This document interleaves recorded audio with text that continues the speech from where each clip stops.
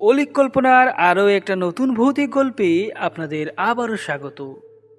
আপনাদের জন্য আবারও একটা হাড়হিম করা ভৌতিক গল্প আমরা নিয়ে এসেছি। আমাদের আজকের গল্প বন্ধ সিন্ধুক। গল্পটির লেখনে আছেন রোহিত, গল্পপাঠী সুব্রত, পঙ্কজ। চলুন আর দেরি না করেই শোনা যাক আমাদের আজকের গল্প বন্ধ সিন্ধুক।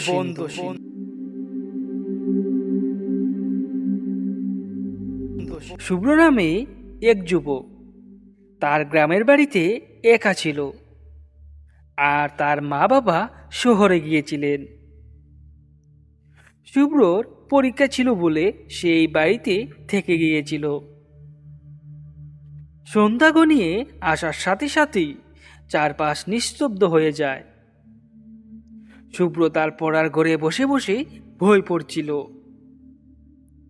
কিন্তু কিছুক্ষণ পর তার মনে হলো কেউ যেন তার ঘরের দরজায় এসে ধাক্কা দিচ্ছে। সে প্রথমে পাত্তা দিল না, ভাবল হয়তো এটা তার মনের ভুল। কিন্তু কিছুক্ষণ পর আবার সে শব্দটা শুনতে পেল। শুভ্র এবার একটু ভয় পেল। এত রাত্রিতে দরজা ধাক্কা দেওয়ার মতো কোনো লোক তো নেই। সে সাহস করে দরজাটা খুলে বাইরে দিকে দেখল, কিন্তু কাউকেই দেখতে পেল না।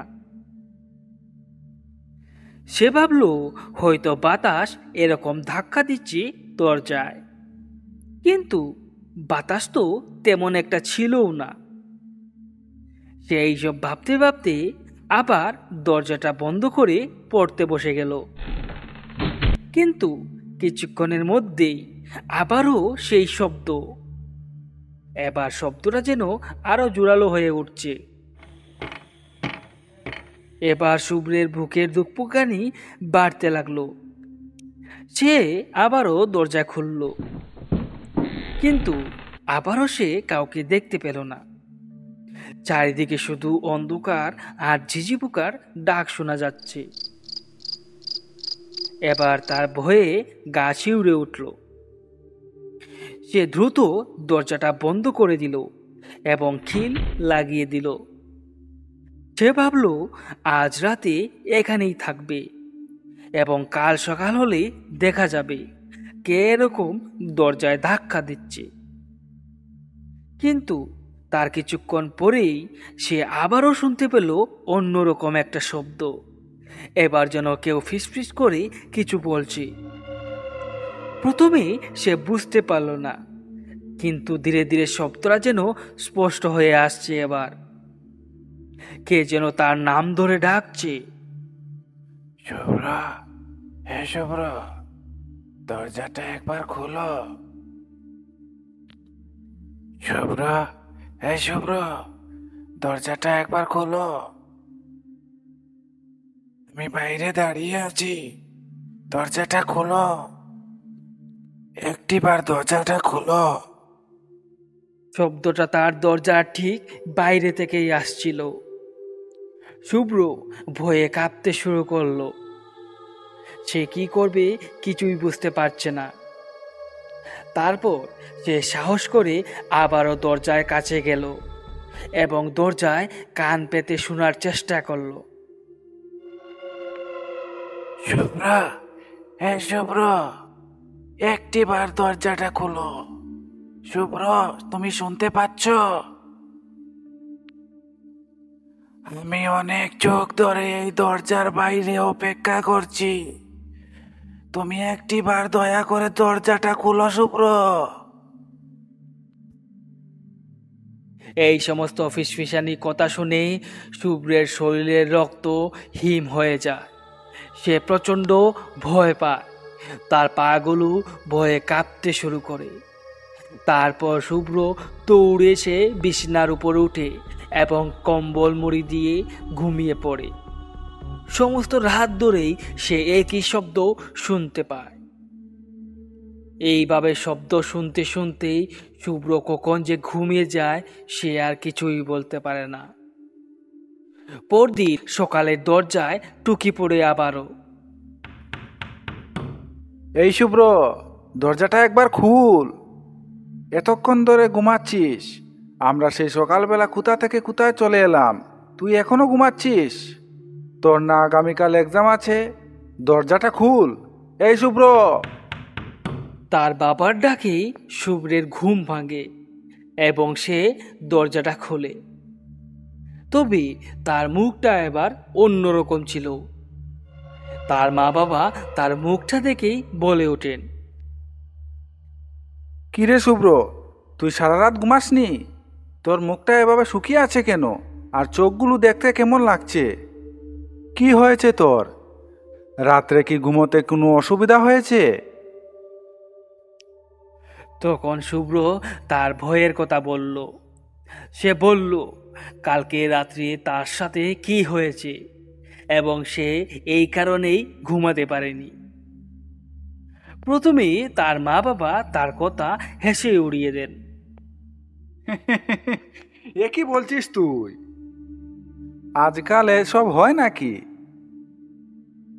আমরা তো তোকে এখানে রেখে গিয়েছিলাম তুই বড় হয়েছিস বলে, আর তুই এসব বাচ্চাদের মতো কি সব আজগুয়ামি কথা বলছিস? এসব কিছুই না, এসব তোর মনের ভুল। ভুলে যাস এইসব কথা। তখন শুভ্র তার কথার সততা প্রমাণ করার জন্য আরো চাপ দিয়ে এবং জোর দিয়ে কথা বলতে লাগলো। তখন তার বাবা কিছুটা বিশ্বাস করলেন তার কথা। ঠিক আছে, তাহলে আজকে রাত্রিবেলায় আমরা পরীক্ষা করে দেখব, আর তোর মনের ভুলটাও ভেঙে যাবে। ঠিক আছে, তুই এবার হাত মুখ ধুয়ে পড়তে বস। তোর মা এবার রান্না করতে যাবে, আর আমি বাজারটাও সেরে আসি। এই বলে শুভ্রের বাবা চলে যান। তবে তিনি বাজার যেতে যেতেই একটা কথা মাথায় ঘুরপাক খাচ্ছে। শুভ্র ছোট থেকে এত বড় হয়েছে, কখনো সে এরকম আজগুবি কথা কখনো বলেনি। তবে কাল রাত তার সাথে এমন কি হয়েছে যার জন্য সে এরকম কথা বলছে। তারপর তিনি ভাবেন এই বাড়িটা তো তিনি নতুন নিয়েছেন, এই বাড়িটাতে কি সত্যি কোনো সমস্যা আছে না। তারপর তিনি ভাবেন যে এই বাড়িটার পরীক্ষা নিরীক্ষা করা উচিত। দিন কেটে রাত্র হয়ে যায়। সবাই রাত্রে খাবার দাবার শেষ করে যে যার বিছনায় গিয়ে শুয়ে পড়েন। রাত্র ঠিক 10টা 20 হবে। হঠাৎ আবারও সেই শব্দ বেজে ওঠে শুভ্রের দরজার কাছে। দরজায় 3টা টুকি পড়ে এবং সেই ডাক আবারও শুরু হয়। শুভ্র, তুই কি শুনতে পাচ্ছিস? দরজাটা একবার খোল। আমি দরজার ওপারে আছি, দরজাটা একবার খোল। এই শব্দটা শোনা মাত্রই শুভ্রের ঘরের দরজাটা ধমধম করে কাঁপতে শুরু করে এবং ঘরের পরিবেশটা একেবারে ঠান্ডা হয়ে ওঠে, যেন এখনই সব কিছু হিম জমে যাবে। সে ভয়ে ভয়ে দরজার কাছে যায় এবং দরজাটা ধীরে ধীরে খোলে, কিন্তু অবাক কাণ্ড, সে কিছুই দেখতে পায় না। তারপর সে দরজাটা লাগিয়ে আবারও বিছনায় ওঠে। তারপর আবারও সেই একই ডাক। এবার সে ঘর থেকে চিৎকার করে তার বাবাকে ডাকে এবং তার চিৎকারে তার মা বাবা দৌড়ে আসেন তার রুমে এবং তাকে কি হয়েছে জিজ্ঞেস করলে সে আবারও সেই একই ঘটনা বলে। এবার তারা 3জনই ঠিক করেন যে তারা সবাই শুভ্রের ঘরে থাকবে এবং জিনিসটা পর্যবেক্ষণ করবে।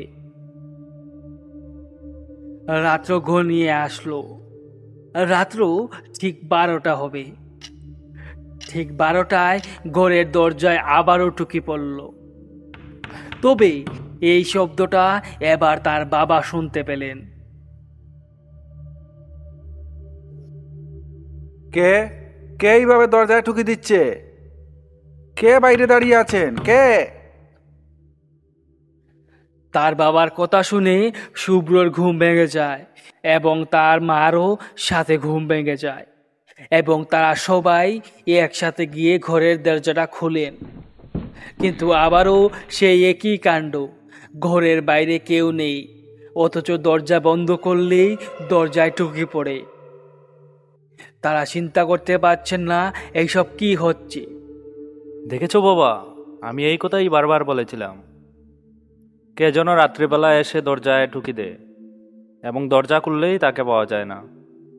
হ্যাঁ, আমি তাই তো দেখতে পাচ্ছি। তুই এত চিন্তা করিস না, কাল সকালবেলায় আমরা এই বাড়ি ছেড়ে চলে যাব। শুভ্রের বাবা এই কথা বলে ঘরের দরজাটা আবারও বন্ধ করেন। তবে এই ঘরের দরজা বন্ধ করতে ঘরের লাইটগুলো এবার জ্বলতে নিভতে শুরু করে এবং ঘরের ভিতরেই আবার এক ভিন্ন সুর ভেসে ওঠে। না, তোরা কেউ যেতে পারবি না। তোরা চলে গেলে আমাকে কে মুক্তি দিবে? তোদেরকে আমি যেতে দেব না, কিছুতেই যেতে দেব না আমি। দুদিন ধরে যে শব্দটা সে আর্তনাদ করে যাচ্ছিল ঘরের দরজা খোলার জন্য, সেই আত্মা আজ হুমকি দিচ্ছে এই বাড়ি ছেড়ে কাউকেই যেতে দেবে না। এবার তারা তিনজন বুঝতে পারেন সত্যি এই বাড়িতে কোনো অলৌকিক শক্তি রয়েছে, যা থেকে তাদের রক্ষা পাওয়া এখন খুবই কঠিন। এই কথা বলতে না বলতেই ঘরের লাইটগুলো জ্বলতে নিভতে শুরু করে। তখন তারা কি করবে কিছুই বুঝতে পারছে না। শুভ্রের বাবা হঠাৎ লক্ষ্য করেন তাদের পাশে থাকা তাদের ছেলেটা কোথাও উধাও হয়ে গেছে। ঘরের ভিতরে তাদের ছেলেটা নেই। হঠাৎ তারা দেখতে পান তাদের সামনে তাদের ছেলেটা শূন্যে বসে আছে, তবে তার মুখের চেহারা এবার একেবারে পাল্টে গেছে এবং সে শূন্যে বসে তাদেরকে একটাই কথা বলে যাচ্ছে। ওই ঘরের পাশে একটা সিন্ধুক আছে, যা যুগ যুগ ধরে একই জায়গায় পড়ে রয়েছে। ওই সিন্ধুকের কাছে তোরা যা, আর সিন্ধুকটা গিয়ে খোল। তখন শুভ্রের বাবা বললেন, কে তুই? কেন তুই আমার ছেলেকে এইভাবে আক্রমণ করলি? আমার ছেলেকে ছেড়ে দে। না, আমি তোর ছেলেকে ছাড়বো না। আগে তোরা সেই সিন্ধুকটা গিয়ে খোল। তারপর শুভ্রের বাবা ছেলের মায়ায় বাধ্য হন সেই ভৌতিক আত্মার কথা শুনতে। তারা স্বামী স্ত্রী দৌড়ে যান সেই ঘরে এবং গিয়ে দেখতে পান পুরনো একটা সিন্দুক পড়ে আছে, যার মধ্যে রয়েছে অজস্র মালা, মন্ত্রসিদ্ধ লাল কাপড়, তার সাথে রয়েছে অনেকগুলি মাদুলি। তারা একে একে সমস্ত কিছু ছিঁড়েন এবং সেই সিন্দুকটা একই ঝটকায় খুলে ফেলেন। সিন্দুকটা খুলতেই সেই সিন্দুকের ভিতরে থাকা এক লাল রশ্মি বের হয় এবং সমস্ত ঘরটা এবার লাল হয়ে ওঠে এবং শূন্যে ভেসে থাকা তাদের ছেলে সে ভয়ঙ্করভাবে হাসতে শুরু করে।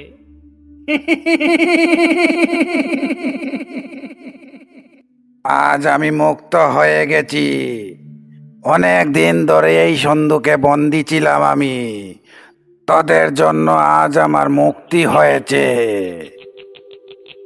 তারপর শুভ্রের বাবা কাকুতি মিনতি করতে শুরু করেন।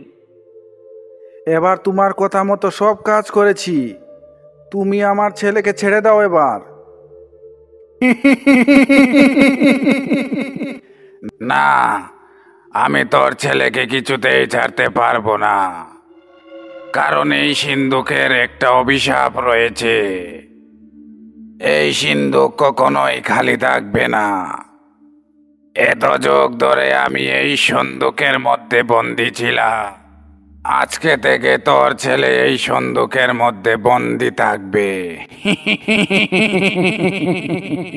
এই বলে সেই ভয়ঙ্কর প্রেতাত্মাটা বিদ্যুতের গতিতে শুভ্রের দেহটা নিয়ে যায় সেই সন্দুকের ভিতরে এবং সন্দুকের ভিতরে তার দেহটা প্রবেশ করতেই ধড়াম করে দরজাটা বন্ধ হয়ে যায়।